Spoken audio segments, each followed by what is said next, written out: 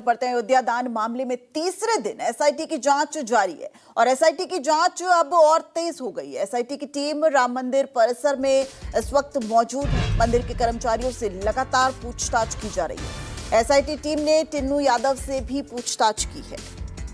तो राम मंदिर चढ़ावा चोरी मामला एसआईटी ने 2 दिनों में 19 घंटे की पड़ताल की है, लेकिन एक बार फिर अब एसआईटी की टीम राम मंदिर परिसर में पहुंची है और तमाम कर्मचारियों से वहां पर पूछताछ जारी है। इस वक्त मैं अयोध्या में जो चढ़ावे का पैसा है उसमें जो आरोप लगाए जा रहे हैं रामशंकर यादव उर्फ टिन्नू यादव उनके घर के भीतर मौजूद हूँ। उनकी पत्नी पूनम यादव ने ही हमको ये घर दिखाया है। वो ये कह रही हैं कि जिस तरह के गंभीर आरोप उनके ऊपर लगाए जा रहे हैं वास्तविकता भी सामने आनी चाहिए। दरअसल ये देखिए, ये 2 कमरे का एक मकान है जो फिलहाल अयोध्या में जो स्वर्ग द्वार का इलाका कहलाता है वहीं पर ये बना हुआ है। ये एक कमरा अंदर है जहां पर आपको एक अलमारी नजर आ रही होगी, छोटा सा मंदिर आपको यहाँ तस्वीरों में नजर आ रहा होगा और एक ये पलंग आपको तस्वीरों में नजर आ रहा होगा। इसके अलावा एक कूलर, एक छोटी अलमारी, ये चीज़ें इस जो बाहर का कमरा है वहाँ देखने को मिल रही है। और इसके अलावा एक कमरा इसी से जुड़ा हुआ, ये मेरी बाहर की तरफ जो रास्ता जाता है, ये देखिए यहाँ पर एक सोफ़ा है, एक टेबल रखी हुई है। ये बाहर का कमरा है और इसके अलावा यहाँ पर भी आप देखिए तो कुछ घर के सामान और तमाम सारी चीज़ों के अलावा कुछ भी नज़र नहीं आ रहा है।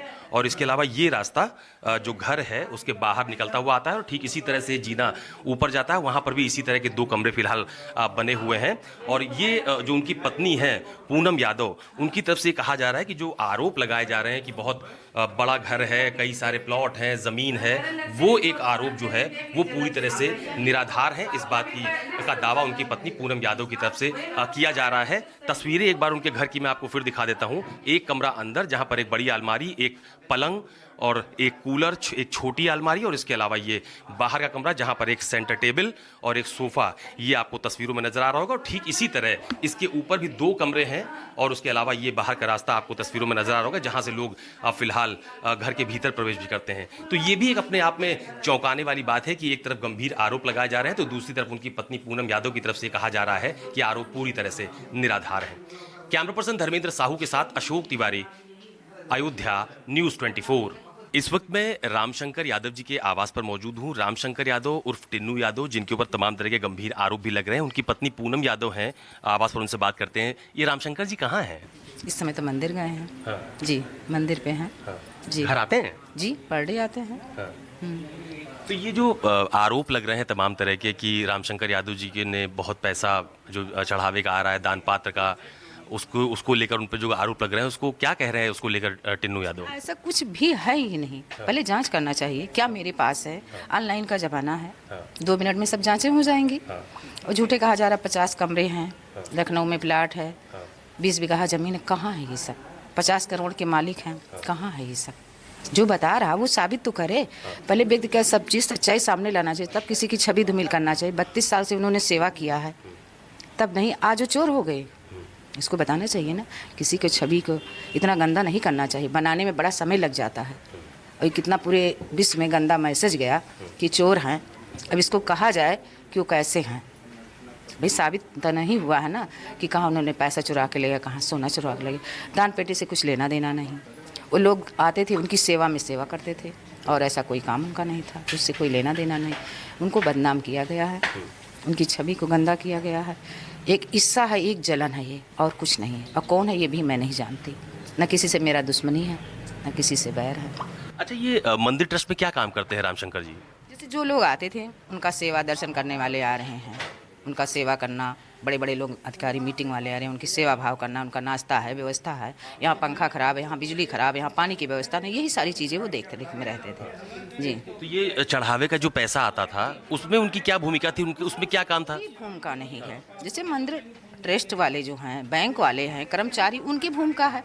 इनका कोई भूमिका नहीं, उससे कोई लेना देना ही नहीं। इनको फंसाया जा रहा है, सरासर ये गलत है। जी। कौन फंसा रहा है? किस पे आप लोगों को ये शक हो रहा है कि कोई फंसाने की? हमसे आप प्रेम से बोल रहे हैं, हम आपसे बोले, आपके प्रति मेरे मन में क्या ये आप जानेंगे, हम नहीं जानेंगे ना, तो हम कैसे बता दें किससे मेरा क्या है? किसी को नहीं जानते, लेकिन इनको फंसाया जा रहा है। ये पूनम यादव हैं, टिन्नू यादव की वाइफ हैं, जो साफ तौर पर ये कह रहे हैं कि जो भी आरोप टिन्नू यादव पर यानी कि रामशंकर यादव जी के ऊपर लगाए जा रहे हैं वो पूरी तरह से निराधार हैं। कैमरा पर्सन धर्मेंद्र साहू और अखंड के साथ अशोक तिवारी, अयोध्या, न्यूज़ 24। और अशोक तिवारी हमारे सहयोगी हमारे साथ इस वक्त लाइव जुड़ गए हैं। अशोक, रामशंकर यादव उर्फ टिन्नू, ये जो ट्रस्ट के महासचिव है चंपत राय, उनके करीबी भी माने जाते हैं। बेशक आपने दिखाया ग्राउंड पर, आप चूंकि मौजूद हैं, कि बहुत साधारण जो है वो उनका जीवन यापन है, लेकिन एसआईटी की जो 19 घंटे की जांच हुई उसमें जो अभी तक खुलासे सामने आ रहे हैं उसमें तो बताया जा रहा है बहुत बेनामी संपत्ति है लखनऊ और अयोध्या में, और भारी भरकम जो सोना है वो इनके घर पर मिला है। हालांकि आप जो ग्राउंड पर हैं वो ज्यादा अच्छे से बता सकते हैं, लेकिन इस वक्त जो एसआईटी की जांच में तेजी है उसमें और क्या कुछ निकल के सामने आएगा? देखिए, सबसे महत्वपूर्ण बात यह है कि आज जब जो स्वर्ग द्वार का इलाका है अयोध्या में, जब वहां पर मैं रामशंकर यादव और टिन्नू यादव घर पहुंचा था, तो वो घर देखकर मैं भी हैरान रह गया था कि एसआईटी की जांच में अभी तक जो भी तथ्य सामने आ रहे हैं उसमें बहुत ज्यादा पैसे की बात कही जा रही है। कहा जा रहा है कि उनका बहुत बड़ा घर है, उनके पास कई सारी बेनामी संपत्तियां हैं। तो फिलहाल जो स्वर्ग द्वार का उनका जो पुराना आवास है वहां पर ऐसा कुछ देखने को नहीं मिला है। उनकी पत्नी पूनम यादव से भी काफी देर तक मेरी बातचीत हुई थी। उनका ये कहना था कि ट्रस्ट में बहुत सारे लोग उनसे जलन रखते हैं, उनसे ईर्ष्या रखते हैं, इसलिए उनको बदनाम करने की, उनको फंसाने की कोशिश की जा रही है। ये बात पूनम यादव जो टिन्नू यादव की पत्नी है उनकी तरफ से कही जा रही है। लेकिन ये जरूर उनकी पत्नी की तरफ से कहा गया है कि अयोध्या में ही एक इलाका है जहां पर उनका एक छोटा सा गेस्ट हाउस है 10-12 कमरों का, जिसका किराया आता है, जिससे उनका जीवन यापन वो परिवार का चलता है। लेकिन इस पूरी घटना में जिस तरह की उनकी इमेज खराब करने की कोशिश की गई है, इसको लेकर पूरा परिवार बहुत परेशान है। ये उनकी पत्नी पूनम यादव की तरफ से कहा जा रहा है। टिन्नू यादव चूंकि अभी मीडिया के सामने बातचीत करने से बच रहे हैं, कल जरूर उन्होंने अपना एक वीडियो बयान जारी किया था और ये कहा था कि उनके ऊपर जो आरोप लगाए जा रहे हैं वो पूरी तरह से निराधार है। तो एसआईटी की टीम आज लगातार तीसरे दिन भी मंदिर परिसर में अपनी जांच में जुटी हुई है। 3 सदस्यीय जो टीम है विजय विश्वास पंत के नेतृत्व में, वो लगातार जो मंदिर में तमाम सारे सीसीटीवी फुटेज है जहां पर दान पात्र रखे जाते थे, तो कुल कितने दान पात्र मंदिर परिसर में रखे गए हैं, कहां पर दान पात्र रखा गया है और उसकी देखरेख कौन करता था, या शाम को जो पैसे की गिनती बैंक के कर्मचारियों की उपस्थिति में की जाती थी, क्योंकि जितना भी चढ़ावा या दान पात्र में चीजें आती थी वो सीधे ट्रस्ट के माध्यम से बैंक में जमा होती थी। तो इन तमाम सारे पहलुओं की जांच फिलहाल जो एसआईटी की टीम है उसकी तरफ से की जा रही है। बहुत सारे जो कर्मचारी हैं मंदिर में ट्रस्ट के, उनसे पूछताछ भी की गई है। ये भी कहा जा रहा है कि इसमें अभी जो शुरुआती बिंदु है उसमें पूछताछ में कोई बहुत महत्वपूर्ण बात ये सामने नहीं आई है कि इसकी बहुत महती भूमिका है। लेकिन चूंकि मामला बेहद गंभीर है, लिहाजा टीम अभी लगातार अपनी जांच कर रही है। सरकार की तरफ से यह भी कहा गया था कि ये टीम 7 दिन के भीतर अपनी प्रारंभिक रिपोर्ट सरकार को सौंपेगी और 15 दिन के भीतर उसको अपनी कंप्लीट रिपोर्ट सरकार को सौंपनी होगी। तो फिलहाल अभी सारे बिंदुओं पर शुरुआती दौर में जांच की जा रही है। कल भी कुछ लोगों से पूछताछ की गई थी, आज भी मंदिर ट्रस्ट के जो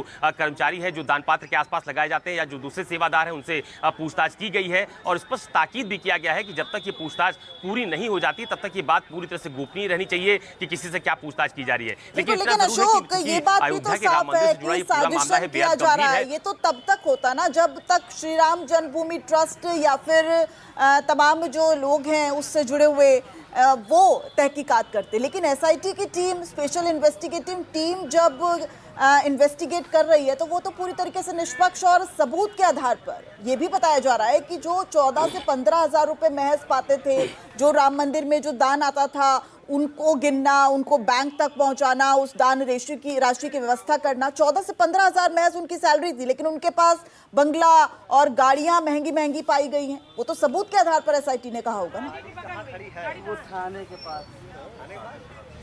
देखिए, निश्चित तौर पर पहले मैं आपको ये बता दूं कि अभी तक एसआईटी की तरफ से 3 दिन की जांच के भीतर कोई भी अधिकृत बयान एसआईटी की तरफ से जारी नहीं किया गया है। ये खबरें जरूर निकल के सामने आ रही है कि अगर मंदिर परिसर में ट्रस्ट से जुड़े हुए तमाम सारे कर्मचारी जो लोग हैं, जो सेवादारी से जुड़े हुए हैं या फिर दान पात्र में जो पैसा आता है, चढ़ावे की जो रकम आती है उसको लेकर जो जुड़े हुए हैं, उनके पास ये जरूर है कि कुछ महीनों में बहुत ज्यादा संपत्ति उन्होंने अर्जित की है। इस तरह के आरोप उनके ऊपर लगाए जा रहे हैं। आपको ध्यान होगा कि अखिलेश यादव ने सबसे पहले ये पूरा मामला उठाया था और ये कहा था कि मंदिर में चोरी का एक बहुत बड़ा मामला है, इसको सरकार को गंभीरता से लेना चाहिए। और उसके बाद ट्रस्ट की तरफ से चंपत राय जी ने भी ये कहा था कि चूंकि एक नियमित प्रक्रिया है, दान पात्र में जो लोग श्रद्धालु श्रद्धा से अपने भाव से जो चढ़ावा चढ़ाते हैं उसकी बाकायदा गिनती होती है, बैंक में उसको जमा कराया जाता है, ट्रस्ट से जुड़े हुए पदाधिकारी और जो कर्मचारी उसमें लगे रहते हैं उनकी जिम्मेदारी होती है, उनकी अगुवाई में बात की जाती है। लेकिन जब इस पूरे मामले ने बहुत ज्यादा राजनीतिक तूल पकड़ा, बहुत ज्यादा राजनीतिक बयानबाजी हुई, तो उसके बाद ट्रस्ट की तरफ से सरकार से अनुरोध किया गया कि वो एसआईटी के माध्यम से इसकी पूरी जांच निष्पक्षता समझौता के आधार पर करा ले, ताकि जो आरोप प्रत्यारोप का दौर चल रहा है इस पर विराम लगे और असलियत सामने आ जाए। उसके बाद योगी सरकार की तरफ से जो लखनऊ के कमिश्नर हैं विजय विश्वास पंत, उनकी अगुवाई में 3 सदस्यीय टीम गठित की गई थी, जो लगातार 3 दिनों से अयोध्या में कैंप भी कर रही है, तमाम सारे लोगों से पूछताछ भी कर रही है। तो मुझे ऐसा लगता है कि अभी आने वाले दिनों में ऐसे बहुत सारे चौंकाने वाले तथ्य भी सामने आएंगे जो इस पूरी घटना से पर्दा उठाएंगे। लेकिन इंतजार इसी बात का हो रहा है कि 7 दिन की प्राथमिक रिपोर्ट जो तैयार एसआईटी की तरफ से की जा रही है, उसमें आधिकारिक तौर पर सरकार की तरफ से क्या बयान आता है। अभी बहुत सारे आरोप और प्रत्यारोप का दौर अयोध्या में देखने को मिल रहा है। बिल्कुल, और एसआईटी की जो टीम है उसकी जांच और तेज हो गई है। बहुत शुक्रिया अशोक इस पूरी जानकारी के लिए, क्योंकि साफ तौर पर यह सिर्फ एक मंदिर के दान में चोरी का मामला नहीं है, उन करोड़ों भक्तों की आस्था का भी मामला है। वहीं राम मंदिर चंदा चोरी पर कैबिनेट मंत्री भूपेंद्र चौधरी से बात की है हमारे सहयोगी ने, आइए सुनवाते हैं। अच्छा, 12 साल की सफलता के बीच अचानक एक मामला आता है अयोध्या में राम मंदिर के चंदा चोरी का। तो क्या मानते हैं, क्या मसला है? क्योंकि समाजवादी पार्टी के साथ साथ विनय कटियार साहब हैं, हिंदू जो संगठन के जो पदाधिकारी हैं वो भी इसमें सवाल उठा रहे हैं। नहीं, अब समाजवादी पार्टी का चरित्र अगर आप देखेंगे तो वो हमेशा राम मंदिर और हमारे मठ मंदिरों को किस प्रकार से कलंकित किया जाए, इसका एजेंडे में उनका विषय रहा। राम मंदिर के निर्माण में सबसे बड़ी बाधा समाजवादी पार्टी ने उत्पन्न की है, लेकिन माननीय प्रधानमंत्री जी के नेतृत्व में हमारी सरकार ने इस संकल्प को पूरा किया। जहाँ तक आपने विषय रखा है, उस विषय में सरकार ने, माननीय मुख्यमंत्री जी ने सजगता दिखाते हुए एसआईटी गठित की है, और इस रिपोर्ट में दूध का दूध पानी का पानी हो जाएगा। ये राजनीति का विषय नहीं है। एफआईआर अभी तक नहीं हो पाई है, और इसकी एसआईटी की जो जांच में है वो आईपीएस ऑफिसर्स हैं। तो एफआईआर के बाद में एसआईटी गठित होती है और तब जांच होती है। प्रक्रिया तो ये कहती है, कानून ये कहता है, लेकिन एसआईटी पहले हो गई, एफआईआर बाद में लॉन्च होगी। वो भी आरोप तो क्या था उसमें परीक्षण, सरकार ने एक उच्चाधिकार प्राप्त एसआईटी बनाई है, और उस एसआईटी वो सारे विषय को देखेगी, और उसके बाद जो भी रिपोर्ट आएगी, जो रिपोर्ट देगी, उसके हिसाब से सरकार कार्रवाई करेगी। क्या आपको ऐसा लगता है कि निगरानी में कहीं ना कहीं किसी तरह की चूक हो गई? नहीं, ऐसा कुछ नहीं है। ये एक राजनीतिक लोगों ने बयानबाजी करके एक माहौल खराब करने का, हिंदू धर्म के प्रति समाज में अनास्था निर्माण करने का जो समाजवादी पार्टी का और कांग्रेस का एजेंडा है, उसी का ये भाग है।